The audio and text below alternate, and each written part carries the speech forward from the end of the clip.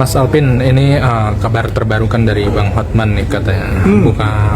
Dia menuduh Mas Alvin nih udah kelewatan terkait menuduh Nopi. Bahkan soal menuduh yang menjual anak ODGJ menurut Hotman itu sudah kelewatan. Menurut Mas Alvin tangkapannya seperti apa? Ya, saya lucu aja ya, berarti menunjukkan bahwa Hotman itu masih cetek. Ya, sorry ya, saya bukan ngejek dia masih cetek gimana ya, tapi dia ini orang Indonesia, tapi ternyata nggak ngerti bahasa Indonesia gitu loh ya. Jadi jelas-jelas kalau diputar ulang video saya itu, pertama saya ada kata apakah di situ. Apakah itu berarti adalah pertanyaan. Kenapa saya menanya? Karena saya nggak kenal Nopi. Saya nggak kenal, nggak pernah ketemu. Wajar dong saya nanya. Daripada saya menuduh dia sesuatu yang buruk, mendingan saya nanya. Karena memang di dalam pikiran saya terlintas apakah uang itu dari hasil jalan pintas. Makanya saya nanya. Kalau memang bukan ya jawab aja bukan. Itu satu. Kedua, video saya itu sudah jelas dari awal berupa opini saya sebagai kuasa hukum, yang dimana saya mendapatkan surat kuasa resmi. Tentu yang namanya surat kuasa resmi, setiap perkataan saya di luar dan di dalam persidangan itu dalam penanganan kasus pembelaan. Jadi nggak bisa dibilang dari pribadi saya ingin menyerang pribadi Novi. Tidak, ini purely profesional ya. Dan saya heran sama Hotman ya, karena Hotman selalu bilang kasus receh, tapi kok kasus receh dia mau jadi kuasa hukumnya Novi katanya. Ya, dan juga kasus receh, setiap kali ada perkembangan selalu ngoceh dia di situ, ya kan? Jadi yang mau pansos ini saya atau dia? Kalau saya jelas loh Mas, karena kenapa? Saya punya surat kuasa. Yang namanya saya punya surat kuasa, saya ngoceh itu bukan pansos, tapi saya melakukan perbuatan yang namanya beracara. Ya balik lagi sama Hotman itu bukan pengacara. Gimana bisa memenuhi unsur? Sebuah pertanyaan itu pertanyaan dan pernyataan itu beda. Ya, kalau pernyataan misalnya saya bilang Jokowi misalnya koruptor, itu adalah sebuah pernyataan, berarti saya menuduh dia koruptor. Tapi kalau saya bertanya, apakah Jokowi seorang koruptor? Berarti saya tahu nggak Jokowi koruptor atau nggak? Saya nggak tahu, karena saya bertanya apakah. Kalau saya nggak tahu, saya bertanya, itu nggak bisa dibilang menuduh. Ya, itu nggak bisa dibilang mencemarkan. Orang nanya kok mencemarkan? Justru orang nanya itu karena orang itu nggak tahu. Ya, jadi beda antara orang nggak tahu sama orang yang tahu, berasa tahu, dan dia ngomong sembarangan gitu loh. Ya, kalau saya bilang, oh saya tahu nih Jokowi adalah seorang koruptor misalnya, nah berarti saya mencemarkan dia. Saya harus membuktikan dulu bener nggak Jokowi koruptor. Kalau ini kan saya nggak bisa buktiin karena memang dari pertama saya bertanya di situ ya. Jadi kalau saya bilang di sini Pak, makanya saya bilang jangankan cuma satu Hotman, 1000 Hotman pun dia turunin nggak bakal menang. Kenapa? Hotman tuh nggak ngerti hukum pidana Mas. Dia tuh tiap kali ngurusinnya kepailitan, nggak ngerti hukum pidana. Ya, makanya penjahat kayak Budi Said dibilang korban. Ya, penjahat dibilang korban dibilang penjahat di situ. Orang nanya dibilang mencemarkan, ya. Nanti orang mencemarkan, ya dibilang sama dia menanya di situ. Jadi nggak heran lah ya. Kalau cuma satu Hotman aja, saya tiup juga terbang itu. Ya, jadi Hotman udahlah, nggak usah sok-sokan sok jago kamu ya. Kamu balik lagi aja jadi pengacara PKPU. Lu ngertinya kepailitan, gak usah ikut-ikutan pidana. Malu lu nanti diketawain lu. Ya, saya rasa anak STIH juga, anak baru lulus SH juga bakal ketawa. Anak saya aja tahu kok yang belum kuliah hukum bahwa pertanyaan saya merupakan sebuah pertanyaan, perkataan saya merupakan pertanyaan di situ. Dia aja tahu dia belajar bahasa Indonesia. Nah, Hotman ini belajar bahasa Indonesia atau belajar bahasa apa nih? Jangan-jangan yang dia belajar ya belajar bahasa pansos. Jadi apa juga selalu dia yang benar lah. Nah, ini soal tuduhan dari Bang Hotman, Abang ada kasus di Mabes. Gimana Bang tanggapannya? Mas, kasus itu sudah lama ya. Dan kasus itu sudah di P19 ya. Sudah jelas kasusnya itu adalah ada seorang jaksa berinisial S ngelaporin saya, katanya saya menuduh dia menerima suap ya. Ini yang harus dibedakan untuk masyarakat bisa menjadi smart, ya. Anda tahu kasus Ratna Sarumpait? Ratna Sarumpait dia ngomong ke Fadlizon bahwa mukanya dipukulin, ya. Jadi dia bikin hoax. Yang ngomong ini adalah Ratna. Ratna cerita ke Fadli. Fadli cerita ke media sosial di situ, ya. Yang masuk penjara, yang dihukum itu Fadlizon atau Ratna Sarumpait? Ratnanya, ya. Saya punya rekaman, ya, di mana klien saya, ya, dimintain langsung diperes sama seseorang bernama Hadi, dimintain duit, bukti transfernya ada. Katanya uang itu untuk si jaksa, untuk pinjem pakai, ya, untuk pinjem pakai, untuk dikasih ke jaksa. Saya ada rekamannya. Jadi yang ngomong orang itu. Saya hanya menirukan, menjelaskan, menerangkan, mengulangi apa yang dia ngomong. Masa saya yang mengulangi, saya yang ditangkap terus orangnya itu kagak diperiksa? Ya kan, saya udah ada rekamannya, saya udah kasih ke polisi. Dan saya ada buktinya, saksinya juga, saksi kuncinya klien saya, yaitu Pio Ruci, yang saat itu belum menikah sama saya. Ya kan, coba dong diperiksa dong orang-orangnya. Ya kalau memang saya mendengar dari orang lain, yang ngomong itulah yang harus yang dituntut, karena dia yang nyebarin hoax, bukan saya yang nyebarin di situ. Ya, jadi yang nyebarin itulah yang membikin pertama kali. Karena kenapa? Karena klien saya itulah yang menjadi korban, dialah yang keluar duit.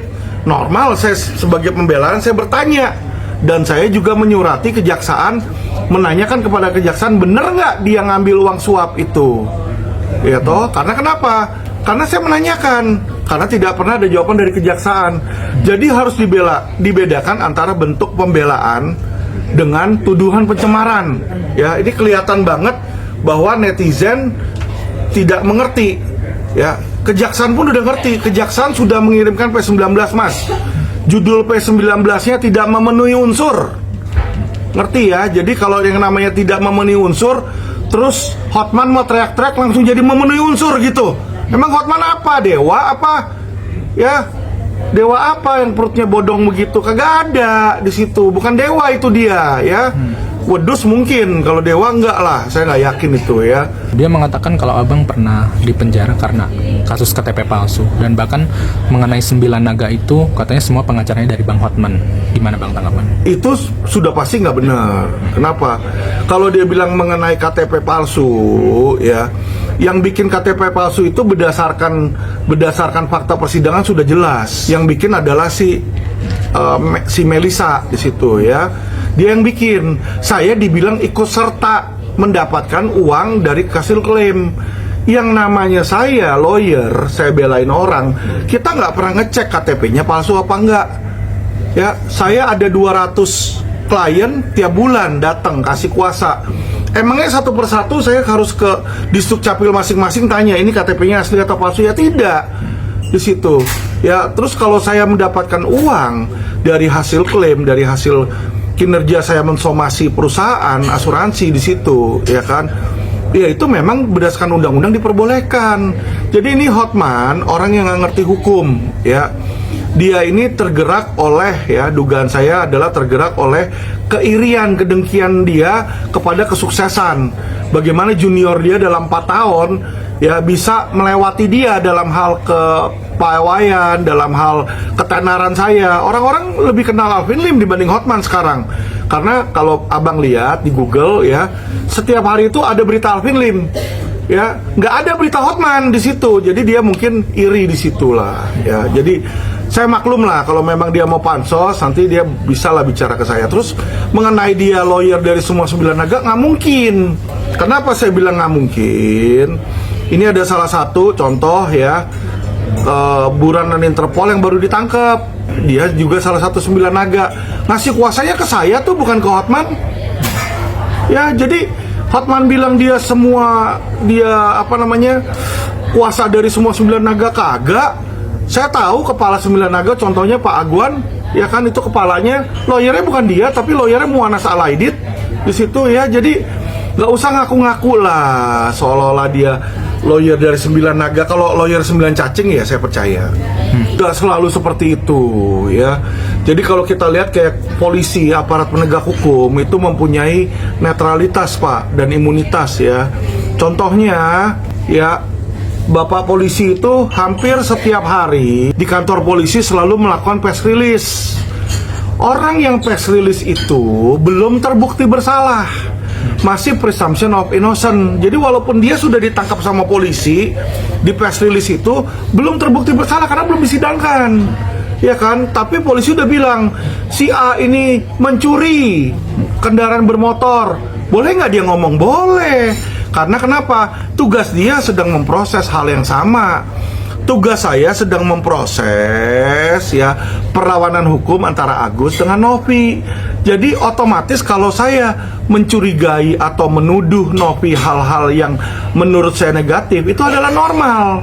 Itu merupakan bagian dari pembelaan dan bagian dari pendampingan saya terhadap klien saya. Dan di dalam pendampingan apapun itu tidak boleh dikriminalisasi. Udah sangat jelas kok. Ya makanya Pak Kapolri pun, Pak Listio Sigit, Pak Kabareskrim tahu. Makanya sampai sekarang nggak diproses itu bukannya karena saya sakit, bukan karena saya sakit, tapi karena sudah ada P19 dari Kejaksaan ya yang menyatakan bahwa tidak memenuhi unsur dan dibilang saya menghina kejaksaan itu melanggar SARA ya. Sudah ada revisi dari Undang-Undang ITE. SARA itu kejaksaan atau institusi tidak termasuk dalam SARA.